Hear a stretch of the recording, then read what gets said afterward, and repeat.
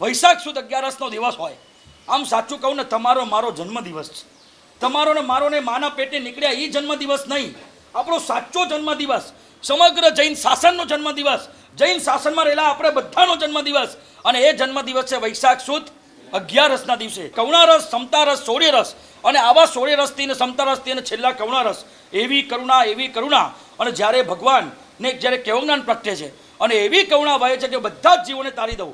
પૂર્વ ભાવની અંદર એમણે એવી કરુણા વહી કે મારું બસ ચલે તો બધા જીવોને તારી દઉં. એના ફળ રૂપે પોતે તીર્થંકર તરીકે બન્યા. સારા 12 વર્ષની સાધના કાળ પછી કેવજ્ઞાનની પ્રાપ્તિ થઈ.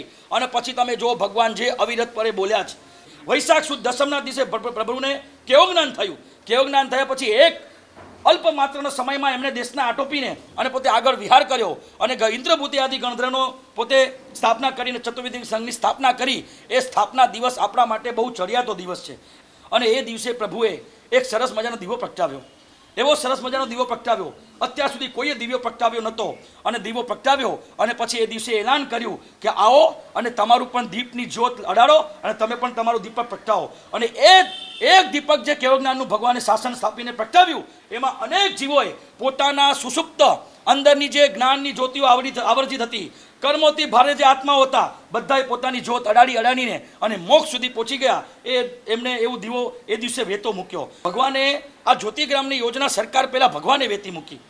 અને કેવી આપણે જ્યારે ભગવાને કેવજ્ઞાન નહોતું એના પહેલાં તમે જુઓ, પુણ્ય, પાપ, આત્મા, કર્મ, સ્વર્ગ, નરક, આ બધા ક્યાં બધા પદાર્થો હતા ખરા, આપણી નજરમાં નહોતા. અને જેવું ભગવાને કેવજ્ઞાન થયું અને જેવી જ્યોતિગ્રામ, એવા પ્રદેશોમાં, આત્મ પ્રદેશમાં તમે જો, એક સમયમાં જો તો અવલિકાથી લોકાકાશ સુધીની આખી તમે જો, નિગોતના જીવથી લોકાકાશ સુધી, તમે બધી જગ્યાએ જો, સમયમાં જો તો અવલિકાથી પ્રહર સુધી અને કેટલાક કાળચક્ર સુધી, આ બધી જ વસ્તુઓ એવી ઝીણી બાબતોમાં, એક સૂક્ષ્મ જીવોથી માંડીને સિદ્ધાત્માના જીવો સુધી બધું જ ભગવાને પ્રકાશમાં લાવ્યા. એ જ્યોતિગ્રામ યોજના છે.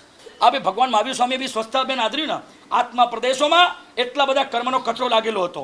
અને આત્મા પ્રદેશોમાં લાગેલા કચરાને સાફ કરવા માટે કોકની શક્તિ મુજબ કોકે આ મોટું ઝાડું પકડ્યું, કોકે વળી ચરવડો પકડ્યો, એ નાનું ઝાડું પકડ્યું. અને કોઈની એ શક્તિ ના હોય તો પૂંજડી પકડી, નાનું ઝાડું, એનાથી નાનું ઝાડું.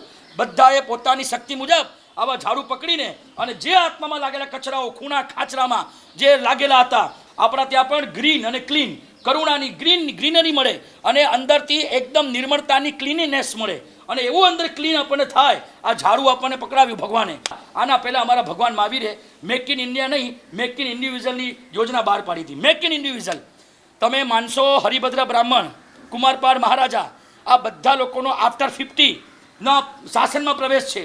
હરિભદ્ર બ્રાહ્મણને 50 વર્ષ પછી શાસન મળ્યું, કુમારપાળ મહારાજાને 50 વર્ષ પછી શાસન મળ્યું, ઇન્દ્રભૂતિને 50 વર્ષ પછી શાસન મળ્યું. અને પછી જો તમે જે સફાયો બોલાયો છે, જે સ્ટાર્ટઅપ ચાલુ કર્યા છે એમણે, ઇન્દ્રભૂતિએ જે સ્ટાર્ટઅપ ચાલુ કર્યા, કેવા સ્ટાર્ટઅપ, જેને દીક્ષા આપે એને કેવજ્ઞાન, જેને દીક્ષા આપે એને કેવજ્ઞાન. કુમારપાળ મહારાજા આવતા 24માં ગણધર તરીકે પોતાનું એક સીટ રિઝર્વ કરાવી દીધી.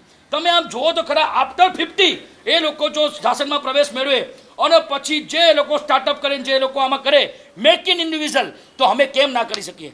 અમે તો 25ના છીએ, અમે તો 20ના છીએ, અમે 45ના છીએ, અમે 50ના છીએ. સરકારની કોઈ પણ યોજના તમે લાવો, દરેક યોજના ભગવાન મહાવીરે આજથી 2500 વર્ષ પહેલાં આપણી પાસે વેતી મૂકી. દરેક યોજનાઓ એટલી સરસ મૂકી. આ પ્રભુ વીરે જે આપણા પર જે કામ કર્યું, બહુ મોટો ઉપકાર કર્યો છે. કદાચ ક્યારેક રાત્રે સૂતા હોય ને ઊંઘ ના આવે તો વિચારીએ ને કે મારા હાથમાં રજોરણ છે, તમારા માથે તિલક છે, તમારા ઘરની અંદર રાત્રિ ભોજનનો ત્યાગ છે, એક કીડીને પણ ન મારવું એવા સંસ્કારો છે, કીડીને ચાઈને પણ ન મારીએ. મરી જાય તો અંદરથી એવી બળતરા થાય કે જાણે હૃદય ઉપર કોઈએ એસિડ છાંટી દીધું હોય, આપણા અંતરની અંદર જાણે એસિડ પી લીધું હોય અને અંદર જે દાહ ઉપડે, એવો દાહ જે બળતરા જો થાય ને, એ ખરેખર પ્રભુ વીરના શાસનને પામ્યા સિવાય બીજે શક્ય નથી. આવી કરુણા, આવી દયા, આવી જૈનાનું પાલન, આવું બધું આ ભગવાન મહાવીર ન હોત તો તમે હું ક્યાં ભટકતા હોત. આવા પ્રભુ વીરના શાસનને આપણે પામ્યા.